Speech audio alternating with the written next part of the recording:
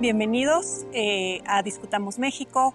Hoy vamos a platicar sobre este periodo muy complicado de nuestra historia, que la historia ha consagrado como el periodo heroico de la Reforma, que va de 1853 a 1876, en el que vamos a ver distintos regímenes, vamos a ver una guerra civil terriblemente cruenta, vamos a ver una intervención extranjera y un gobierno monárquico impuesto por el Imperio francés.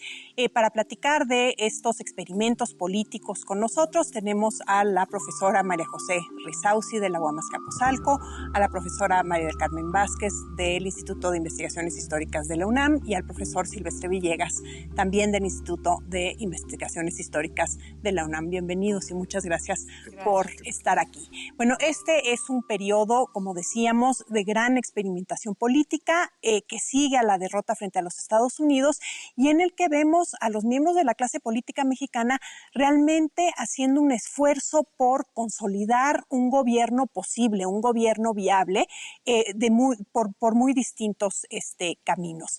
Y empezamos por este último gobierno del general Antonio López de Santana, en 1853. Cuando cae el gobierno de Mariano Arista, vemos este fenómeno muy interesante en el que tanto los liberales como los conservadores miran a que es aparentemente el hombre imprescindible de la primera mitad del siglo XIX. ¿Por qué es Santana tan atractivo? Porque ante los fracasos de los distintos gobiernos desde que México se emancipó, en 1821, habían intentado repúblicas federales, repúblicas centrales, dictaduras con el mismo Santana. Se hacía imprescindible dos cosas. Por un lado, poner orden en el gobierno. Y por otro lado, detener la amenaza de los Estados Unidos. Se había perdido medio país y eso había empezado a generar una conciencia de nacionalidad. Entonces, tanto los liberales como los conservadores piensan en que es necesario un gobierno que ponga orden, que tenga legitimidad, su autoridad, y vuelven los ojos a Santana porque es el caudillo que ha representado los intereses del ejército, es el hombre carismático que cuando llega al poder se afianza en él. Y saben que sin un gobierno fuerte no puede lograrse ninguno de los proyectos. Entonces, aunque son contendientes y aunque aspiran a cosas bastante distintas, ambos proyectos miran a López de Santana como el hombre que hará posible esa autoridad necesaria para emprender un gobierno que los lleve hacia una transición. Ambos tienen su proyecto, pero a ver con cuál Antonio López de Santana coquetea, acepta, y es por eso que los dos lo buscan. Bueno, y finalmente Santana se va a decidir por este grupo que conocemos como los conservadores, que hace poco, digamos, se ha definido a sí mismo como el Partido Conservador frente al Partido Destructor, que es supuestamente el Partido Liberal, así los llaman. ¿Cuál es la visión de país, la visión de gobierno que tiene este grupo? Y bueno, ¿qué tanto compagina con la de este general? ¿No? Pues ese es el fenómeno más interesante porque aparentemente no compagina nada. Los conservadores quieren buscar el apoyo de los países europeos para detener ese avance, como decía, de los Estados Unidos, para tener reconocimiento, prestigio ante el mundo, para lograr la inversión de capitales en el país, porque los conservadores, a pesar de todo, quieren un gobierno fuerte, ¿sí? Que ven en Santana personificados los principios de autoridad, de unidad, que es la unidad religiosa, la unidad de la lengua y sobre todo del ejercicio de la religión católica. Los conservadores son muy claros a partir de una carta que le escribe Lucas Alamán, que se la entrega a Haro y Tamariz para que en el momento en que Santana pise el puerto de Veracruz reciba esa carta. Él viene de Turbaco, de su destierro. Y entonces Lucas Alamán le dice, bueno, vamos a ser muy claros. Nosotros queremos que no haya elecciones. Nosotros queremos que no haya un gobierno de una república federal. Nosotros no queremos ayuntamientos electivos. Nosotros lo que queremos es un progreso material con colonización, de trabajadores católicos. Queremos también una nueva división política que acabe con el nombre de los estados y que se establezcan departamentos dentro de un proyecto más centralizado. Y también le dice, bueno, y si usted está dispuesto a rodearse de la camarilla que siempre lo ha rodeado, de aduladores, si usted está dispuesto a poner en desprestigio la autoridad yéndose a sus haciendas o a sus casas de campo, olvídese de esta carta, rómpala, échala al fuego y no se acuerde más del proyecto. Pero Santana al mismo tiempo le pide su opinión a Miguel Lerdo de Tejada, o sea, quiere saber cuál es el proyecto de los liberales en ese momento. Y entonces Lerdo de Tejada no le manda un programa político, sino hace una especie como de resumen de todo lo que ha vivido el país desde que se independizó. Y entonces le dice, bueno, pues estamos dominados por la anarquía, las aduanas marítimas están invadidas de contrabando, los caminos son inseguros, el filibusterismo es una amenaza tremenda con los que invaden por el norte y quieren independizar Sonora y Baja California. Tenemos un enorme problema con los indios bárbaros que atraviesan la frontera y que asolan a las propiedades de los norteños.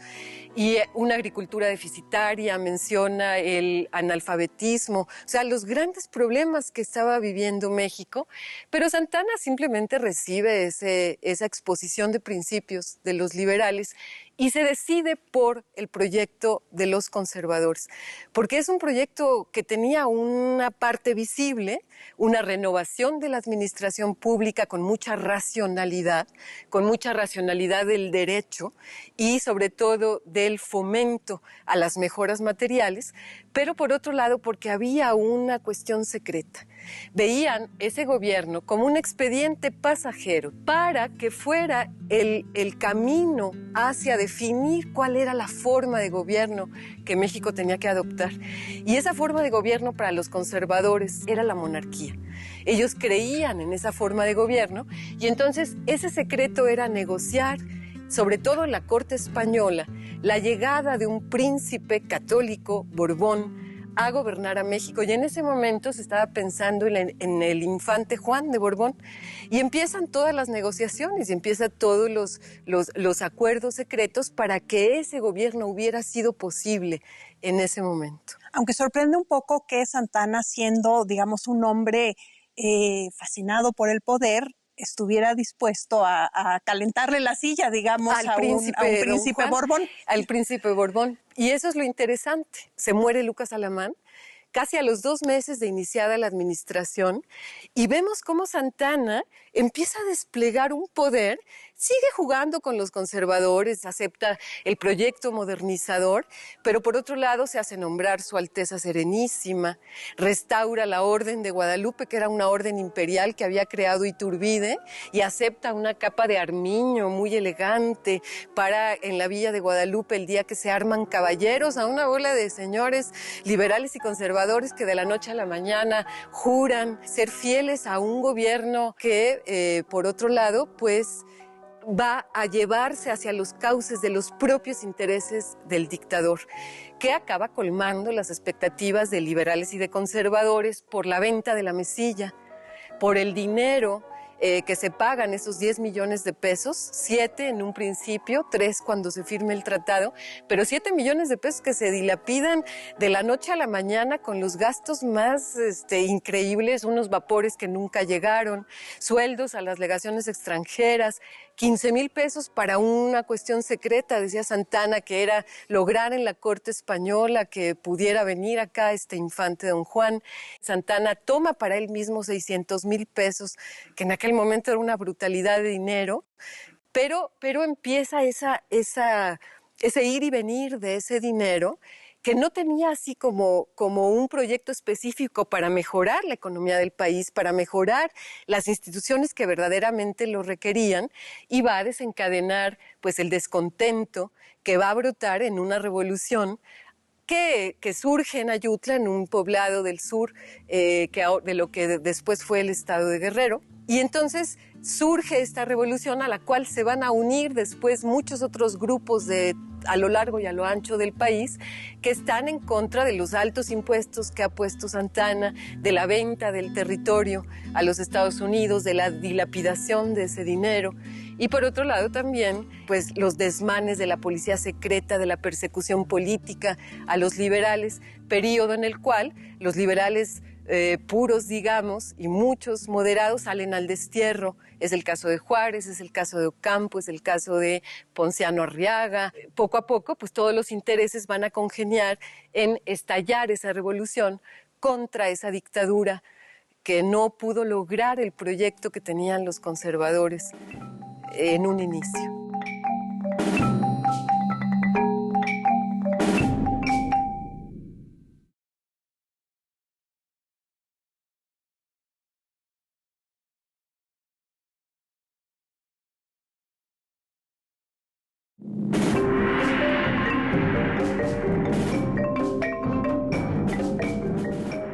Tenemos entonces, con la muerte de Alamán, una generación que parece que se retira de la escena y llega esta nueva generación que podemos llamar esta generación de Ayutla, ¿no? Que son estos hombres jóvenes, los van a describir después, ¿no? Como hombres de cabello largo y corbata roja en el Congreso. ¿Cómo podemos distinguir, digamos, estas dos generaciones de hombres políticos? Los primeros marcan de manera importantísima, yo creo que le dan forma a la vida política de la primera mitad del 19, y luego estos hombres jóvenes que le van a dar un giro. Bueno, yo creo que un hecho muy importante al que antiguamente o hace unos años se le daba más importancia que ahora es la guerra del 48, el hecho de que haya marcado de una forma muy importante la identidad política de estas, digamos, nuevas generaciones liberales. Esta nueva generación de liberales insistirá en la República Federal representativa, que eso es muy claro ya desde el plan de Ayutla. ¿Qué encontramos en Ayutla que lo hace especial y que hace que el plan de Ayutla sea enseñado en las universidades públicas y así están los temarios oficiales? Es el planteamiento de unidad nacional que no se encontraba en proclamas militares anteriores, que siempre tenían una lógica más bien regional. El asunto de señalar que no podía ya haber más tolerancia hacia los poderes unipersonales. El ejemplo de Santana fue obviamente cuasi traumático para estas generaciones. Una insistencia importante en tratar de derribar lo que se llamaban las herencias o inercias coloniales, sobre todo en materia de impuestos, y a las cuales no se había podido, digamos, desaparecer por también emergencias financieras importantes. No era nada más una cosa de Santana recuperar a diestra y siniestra este tipo de gravámenes. Entonces sí creo que unidad nacional, representatividad, insistencia en la soberanía popular son términos o conceptos clave que nos ayudan después a entender cómo se integran en un corpus legal mucho más amplio y por supuesto contundente, que es la Constitución del 57. Hablemos un poquito de este proyecto con el que llegan estos hombres, esta generación de la reforma. ¿Qué es lo que quieren hacer? María José ha hablado de, bueno, quieren afianzar la República Representativa Federal, ¿no? Por un lado, la representación popular, claro, y por otro lado, la autonomía estatal, que eso es bien importante, ¿no? El restaurar lo que los conservadores decían, bueno, es que es un desorden espantoso cuando cada capital estatal hace lo que bien le parece. ¿Qué más? O sea, ¿qué estas leyes de reforma, qué es lo que pretenden hacer con el país estos hombres? Por ejemplo, yo iniciaría con uno, que es, por ejemplo, su preocupación económica. Vemos una preocupación por liberalizar el comercio entre México y el exterior. Tenemos que bajar los aranceles. Si nosotros queremos recibir una serie de mercancías que vienen de Europa y que vienen de los Estados Unidos, se debe hacer lo más libre posible y con los menos requisitos ese comercio, tanto de afuera hacia la República, como lo que nosotros poco podíamos exportar, que era fundamentalmente maderas y plata en barra o monedas. Entonces, por ejemplo, solamente en el caso de la economía encontramos una preocupación de estos liberales por llevar adelante un programa que lo vamos a ver posteriormente, por ejemplo, en la ley de desamortización. Entonces, simplemente es un solo aspecto. Lo que además debemos subrayar, ¿no? No es fácil cuando son gobiernos que viven en bancarrota. Exacto. No, o sea, son gobiernos que no tienen de dónde sacar recursos. Y, por ejemplo, en esa misma lógica económica encontraríamos lo que menciona Silvestre, la ley Lerdo, ¿no? La ley sobre la desamortización de los bienes de las comunidades eclesiásticas y civiles, que eso es algo que comúnmente se deja un poco de lado, ¿no? La afectación tanto a las comunidades indígenas como a los ayuntamientos por parte de la ley Lerdo. Pero la primera intención es, decía Lerdo, crear una república de pequeños propietarios agrícolas que, preocupados por su propiedad, estén entonces, sean los primeros interesados por hacer productiva esa tierra, por hacerla, digamos, que tuviera rendimientos económicos, y de esa forma, en una especie de efecto dominó, la república pudiera pues rescatar un campo olvidado después de todas las guerras, colapsado prácticamente, y que, acompañado con estas medidas para liberar el comercio con potencias extranjeras, traerían una reactivación de la economía. Entonces sí creo que las leyes de reforma parten de un objetivo muy importante en términos financieros.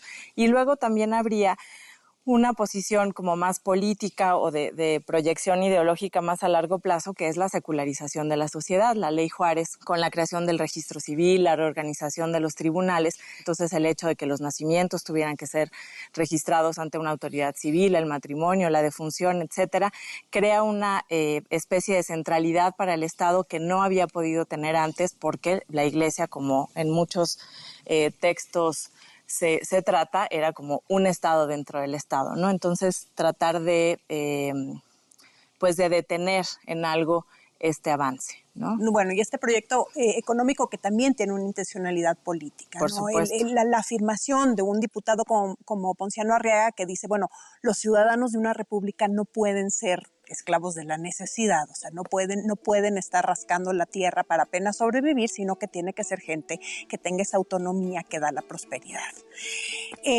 ¿Por qué de este proyecto que parece tan racional y tan apetecible surge la guerra civil más cruenta que vive México desde la Guerra de la Independencia? ¿Qué tiene el proyecto de 56-57 que levanta ámpula en una parte muy importante de la población? Y creo que hay que decirlo, no solo en estas instituciones afectadas, ¿no? Obviamente la Iglesia, que pierde sus tribunales, sus integrantes pierden ese estatus jurídico peculiar que tenían, ¿no? El derecho de ser juzgado por los suyos, y igual que el ejército, y la Iglesia además está perdiendo sus propiedades, ¿no? Que se le van a pagar en este momento, ¿no? Sí, en este momento no se les confisca la propiedad, se les va a pagar, pero se declara que la propiedad corporativa no puede existir, ¿no? Es mala para la economía. Entonces, bueno, ¿por qué es la reacción tan fuerte, tan violenta en contra de este proyecto? Bueno, a la hora de que se eliminan estos fueros eclesiásticos y militares para cuestiones civiles, se va al campo de la filosofía, donde dice, ¿cómo podemos tener un auténtico Estado liberal, republicano, si no tenemos ciudadanos que sean iguales ante la ley? ¿No? Entonces ahí la cuestión es esa. Si nosotros queremos llegar a ese estadio, tenemos que hacer una legislación donde todos quepan. Y entonces yo sí creo que en este momento, cuando se está dando este tipo de medidas auténticamente revolucionarias, se ataca de frente no solo a la Iglesia en cuanto a su propiedad inmueble, a sus intereses económicos, sino inclusive a muchas costumbres. Yo me acuerdo de una frase de Justo Sierra que decía que los poblanos vivían todos los días en relación a la Iglesia, desde el familiar que era monje o que era el sacerdote, los confesores, etcétera, etcétera. Entonces es no solamente un ataque a intereses materiales, sino a las costumbres cotidianas. Y entonces ahí es una de las razones por las cuales podemos comprender este auténtico lucha entre unos que quieren hacer la sociedad más secular y otros que la pretenden de alguna manera que se mantenga igual, creo yo. Y el problema no es tanto con la religión católica, porque quitando a un liberal, todos los demás son católicos reconocidos. Y aunque en el Congreso debaten ampliamente si se va a establecer la tolerancia de cultos, finalmente esta no se establece. Creo yo que es ese intento de separar el poder terrenal que tiene la Iglesia y dárselo totalmente al Estado, ¿no? A partir de una constitución que se va a convertir como en la bandera. Entonces, si tú la juras, te excomulgo. Y entonces viene un problema de conciencia para el ciudadano común y corriente que ve enfrentados dos grandes poderes desde mucho tiempo atrás que van a dirimir en el campo de batalla quién va a ser el más poderoso. Y por eso esa guerra va a ser tan terrible y tan sangrienta.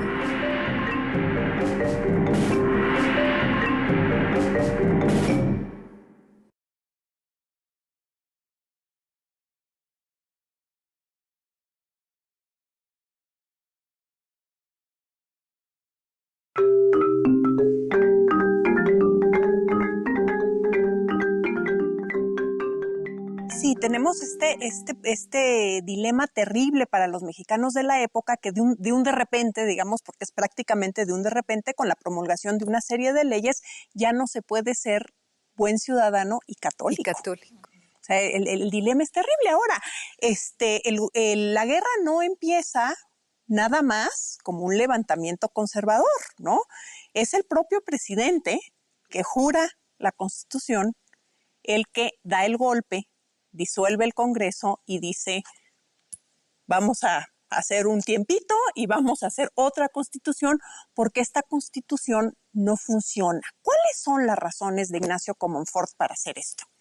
Bueno, yo creo que eso es un proceso que se va gestando en 2 años, 1856 y 57. Él dice en el discurso de apertura de sesiones, hagan una constitución para un pueblo que existe, o sea, el mexicano, un pueblo que tiene una serie de costumbres, que tiene una serie de tradiciones que es necesario respetar. Pero por el otro lado, van a argumentar bajo el siguiente tenor, si nosotros hacemos una constitución tal y como es el pueblo mexicano, este pueblo mexicano no va a avanzar. Entonces la Constitución tiene que incorporar una serie de preceptos que lo obliguen a modernizarse. O sea, aquí tenemos un elemento fundamental. La reforma plantea que ese cambio se tiene que dar de alguna manera, pues, obligada.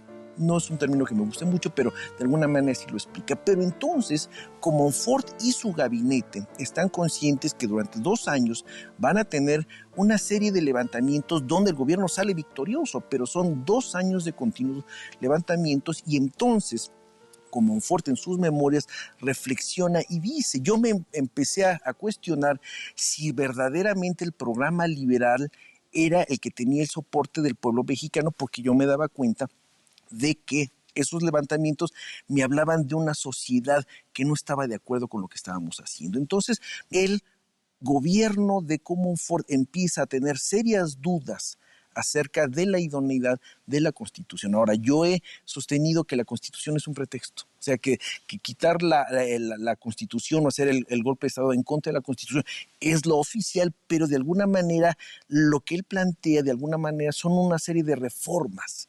Entre otras cosas, necesita un ejecutivo fuerte. Y la Constitución de 1857 planteaba que el legislativo unicameral era una institución que maniataba de diversas formas al presidente de la República. Entonces, es un asunto de cómo se están repartiendo los poderes. O cómo se están constituyendo los poderes también. Sin embargo, la guerra enfrenta a los que están por la Constitución, tal cual, sin ninguna posibilidad de reforma, de ajuste, porque incluso hay todos estos intentos a lo largo de los 3 años de guerra por encontrar una solución intermedia. Y la postura del gobierno liberal, ahora encabezado por quien fuera el presidente de la Suprema Corte, Benito Juárez, dice absolutamente no.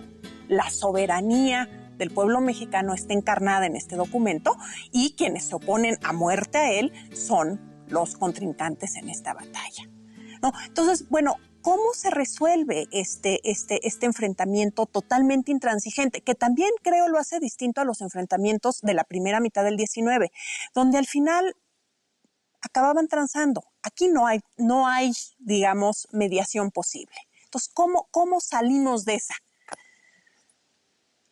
Es que una de las características de la guerra de reforma es comienza con lo que tú dijiste. Frente a una época anterior donde había muchas transacciones, aquí tenemos 2 bandos perfectamente definidos, 2 presidencias que actúan de manera paralela, el gobierno conservador en la Ciudad de México, Zuluaga y Miramón, el caso del gobierno liberal en Veracruz con Juárez, pero también tenemos la intromisión de estas diversas potencias. Y entonces, ¿por qué llegan las tropas en 1860?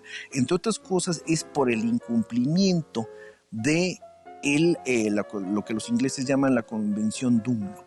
En la Convención Dunlop, que tiene una serie de artículos, dice lo siguiente: el gobierno de Juárez, cuando se establezca en la Ciudad de México, se compromete a iniciar el pago de la deuda. En el momento en que ese gobierno empiece a pagar la deuda, será reconocido como un gobierno, el gobierno de facto de la República Mexicana. Ellos no se meten al argumento jurídico si es un gobierno de facto, si es un gobierno de jure. A ellos les interesa el pago. Y entonces se dan unos primeros pasos para ese pago, pero a mediados de año viene esta proclama del gobierno de Juárez, donde se da la suspensión por 2 años de la deuda. No se desconoce la deuda, no hay ningún tipo de desconocimiento. Lo que está sucediendo es que se está rompiendo con los acuerdos que se habían firmado en 1859 y 60. Entonces dice, si tú no estás cumpliendo con ese pago de la deuda, estás minando las bases de tu reconocimiento.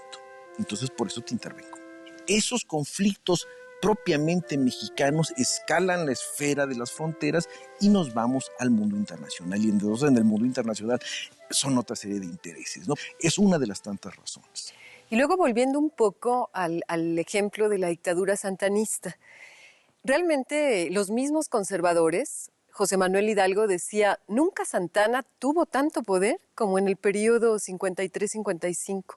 Y ese experimento de dotar al Poder Ejecutivo de amplias facultades para poder poner orden, para poder salir adelante, lo intentan Zuluaga y Miramón, pero con cero capacidad política, sin legitimación.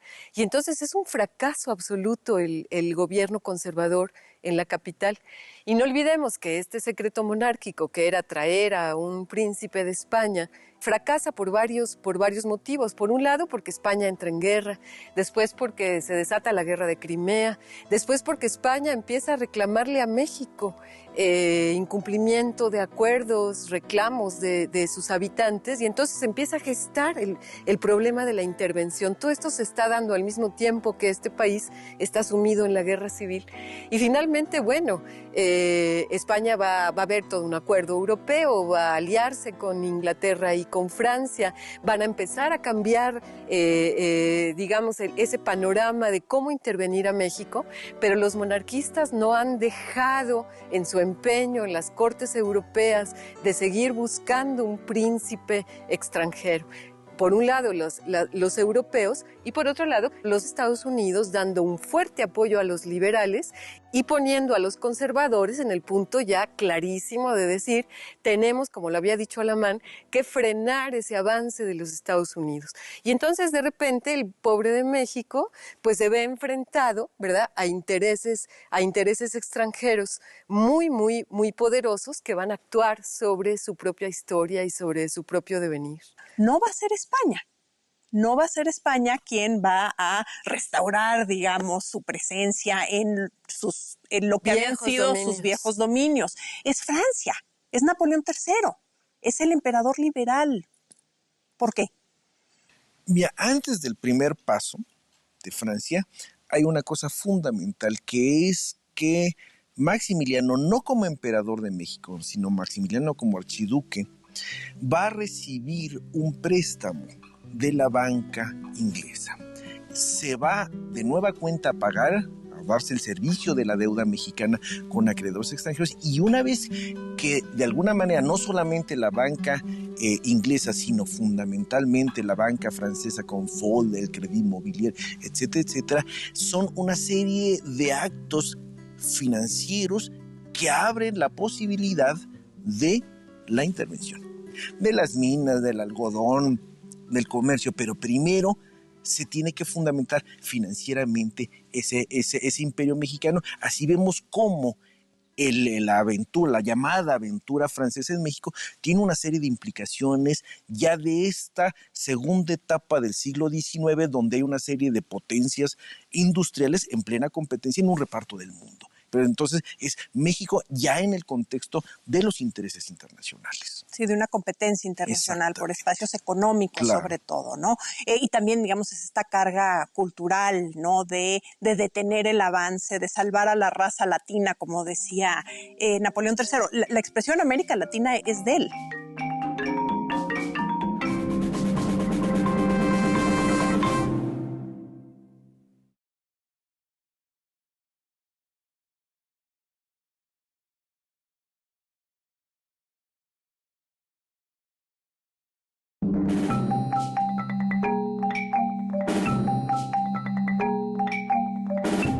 Así vemos cómo la aventura, la llamada aventura francesa en México, tiene una serie de implicaciones ya de esta segunda etapa del siglo XIX, donde hay una serie de potencias industriales en plena competencia en un reparto del mundo. Y también, digamos, es esta carga cultural, ¿no? De detener el avance, de salvar a la raza latina, como decía Napoleón III. La expresión América Latina es de él. Sé que es una cosa interesante de detener estos sajones voraces a través de este régimen monárquico con archiduque austriaco al frente que va a detener el avance norteamericano con el apoyo francés.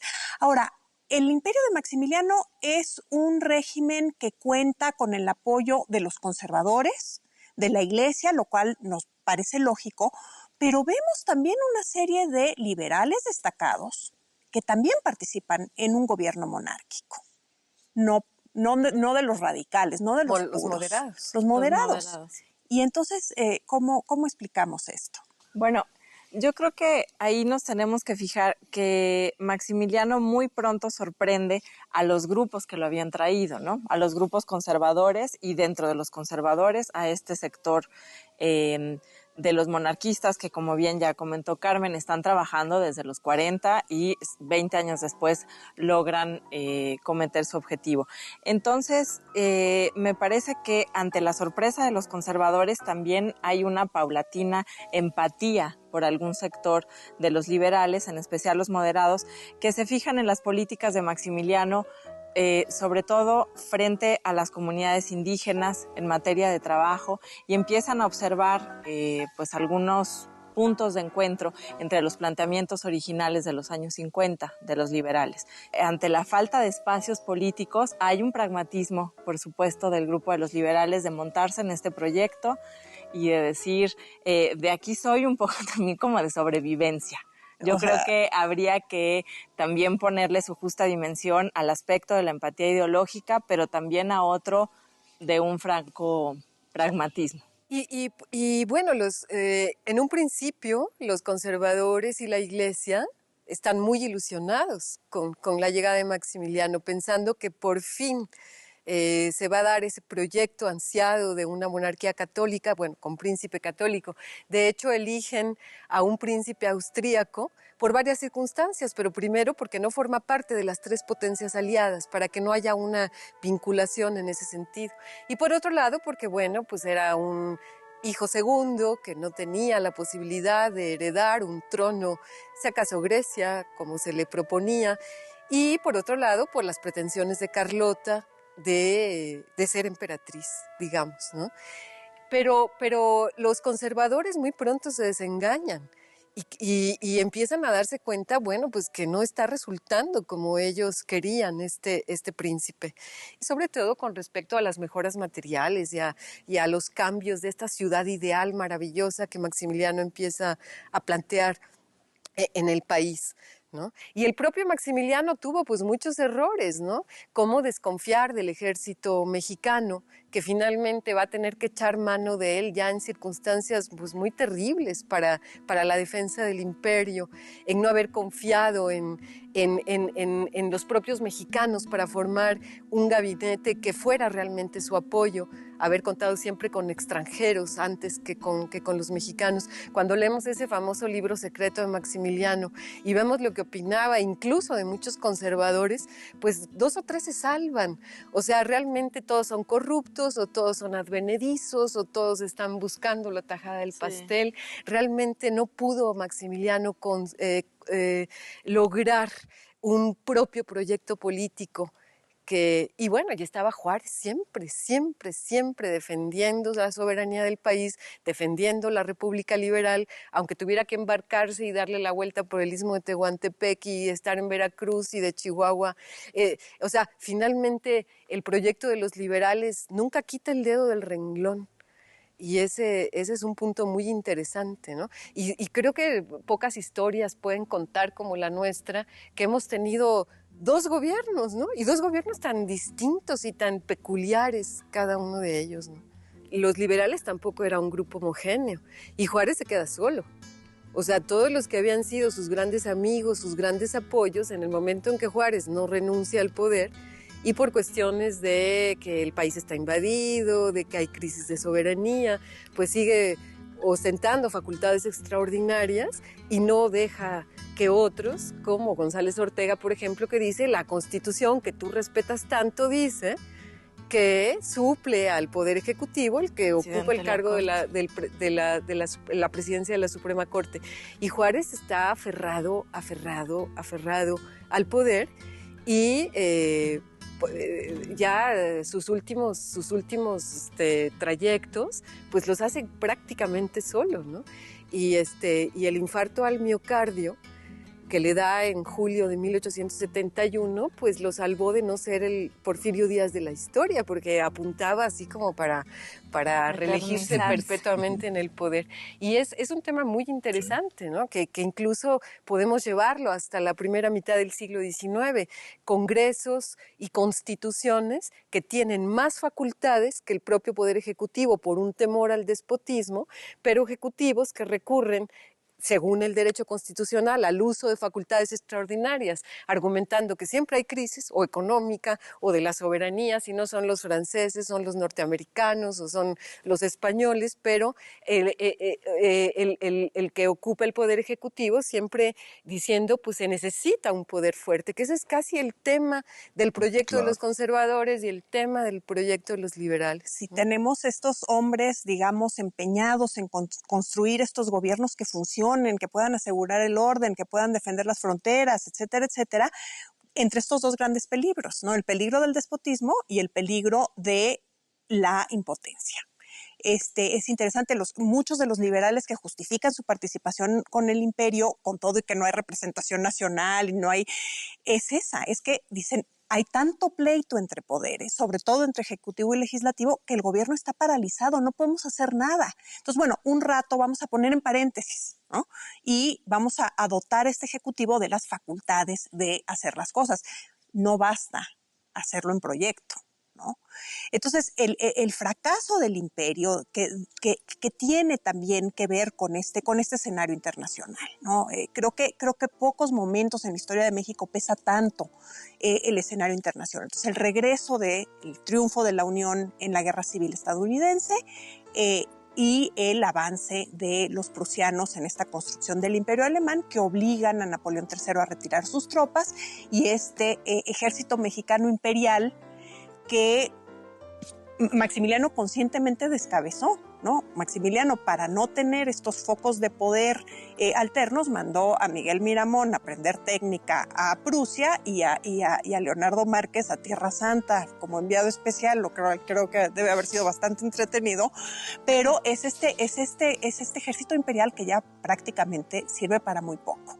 Entonces vemos el colapso del imperio y el triunfo de este liberalismo republicano de la Constitución 57 tan tenaz, digamos, que otra vez instala su gobierno en la Ciudad de México. Entonces, esta república restaurada, ¿no? Que además la historiografía nos ha pintado como este oasis, ¿no? De democracia, de libertad de prensa.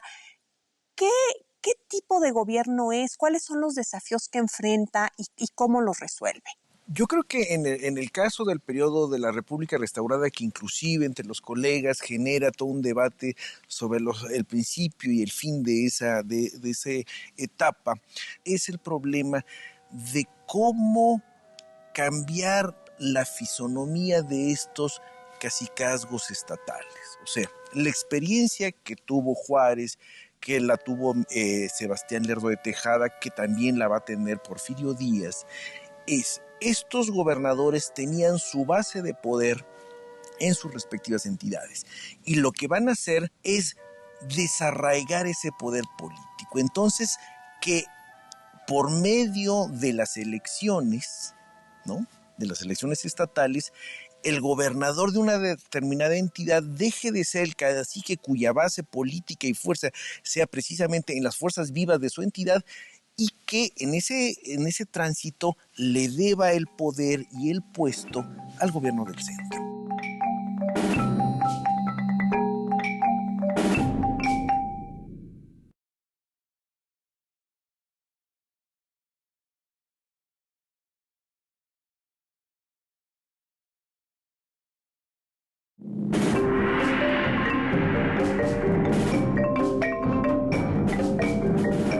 La experiencia que tuvo Juárez, que la tuvo Sebastián Lerdo de Tejada, que también la va a tener Porfirio Díaz, estos gobernadores tenían su base de poder en sus respectivas entidades.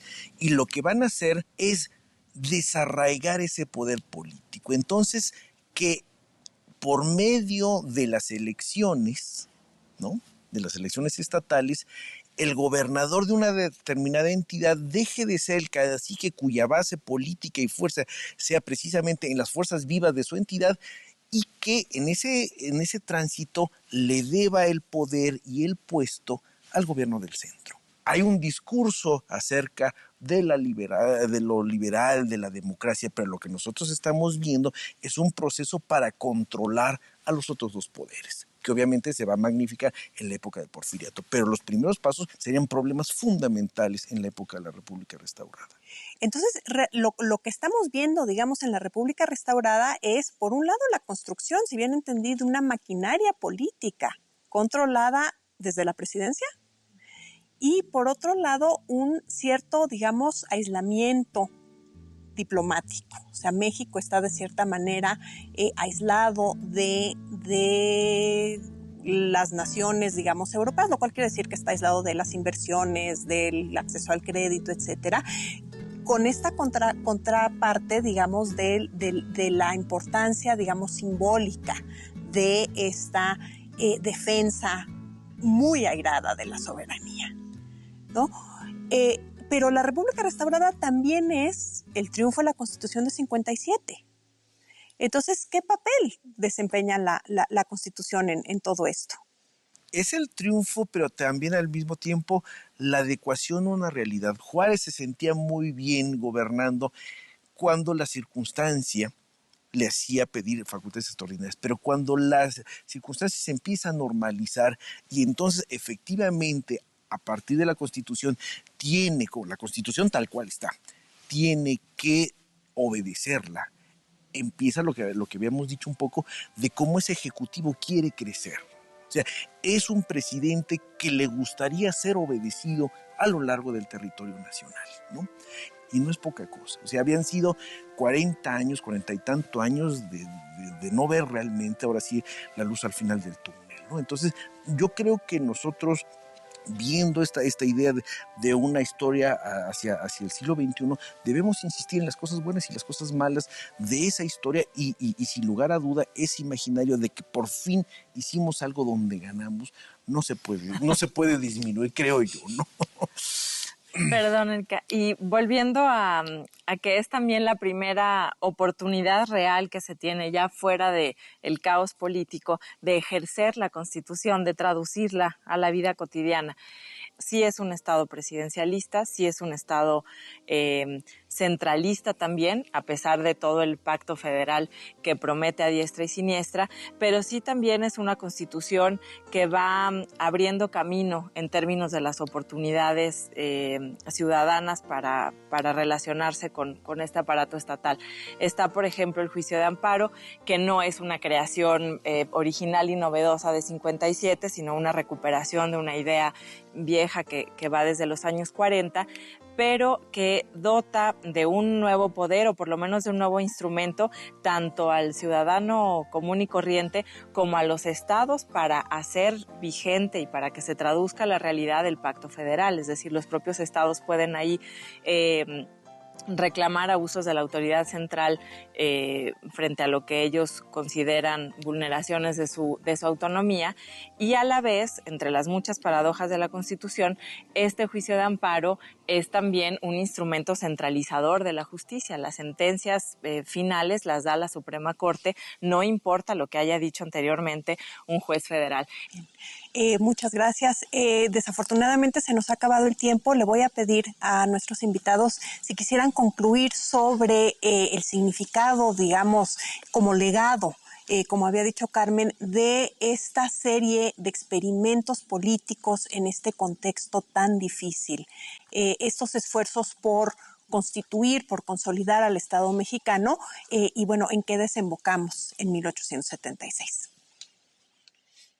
Pues bueno, yo como conclusión quisiera retomar el tema del Poder Ejecutivo, que siento que se aprende mucho de este periodo, que hemos intentado discutir sobre él, y aprendió mucho de él Carranza.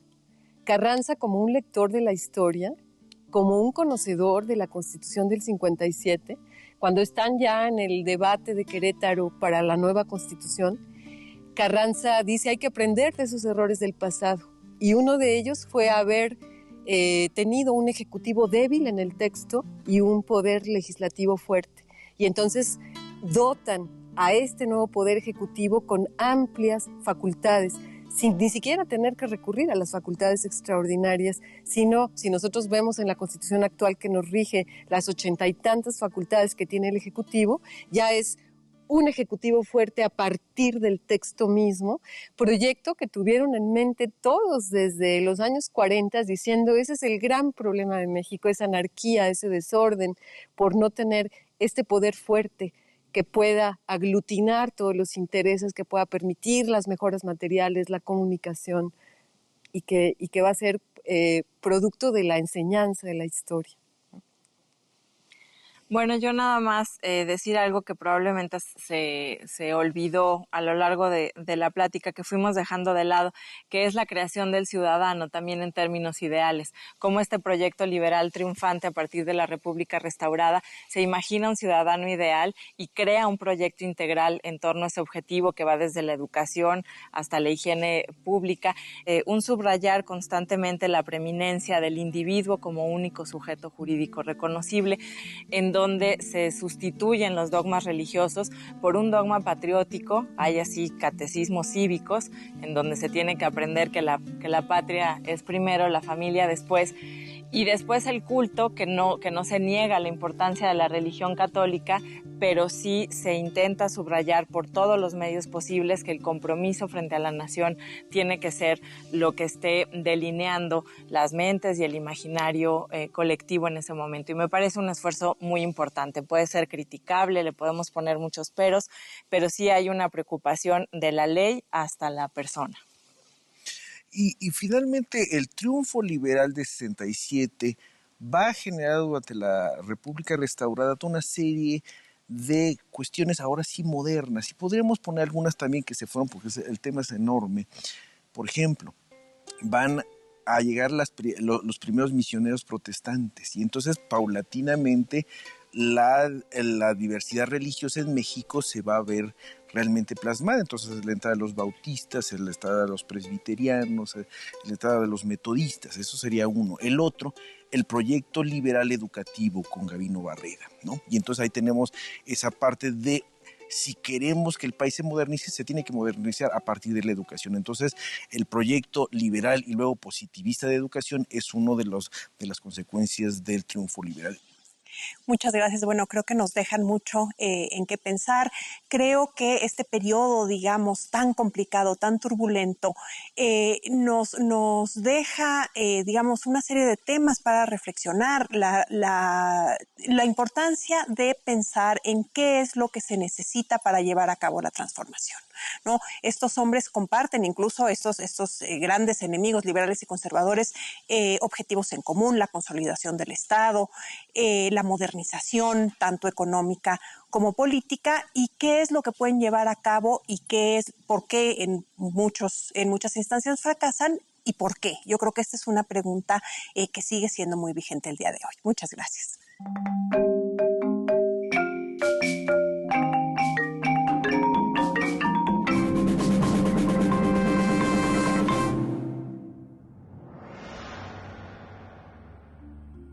Si Juárez, siendo un indígena huérfano, llega a ser presidente de la República, ¿por qué no tú?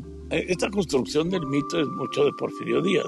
Si hubiera sido muy, muy bueno, Juárez no hubiera logrado derrotar a todos los que derrotó. Era un mestizo instruido, ya no era un indígena. Y sin embargo, para los que están alrededor, siempre lo van a decir, bueno, y él, ¿no? El indio Juárez. Esa idea que tenemos de Juárez, de comecuras, también ha sido un mito que se ha creado en torno a la figura de Juárez. Juárez era un religioso. A pesar de todas estas leyes de reforma, yo creo que no fue tan radical como lo va a hacer Lerdo de Tejada después, ¿no? O sea, ¿por qué no reconocer al político fascinante y no nada más al héroe?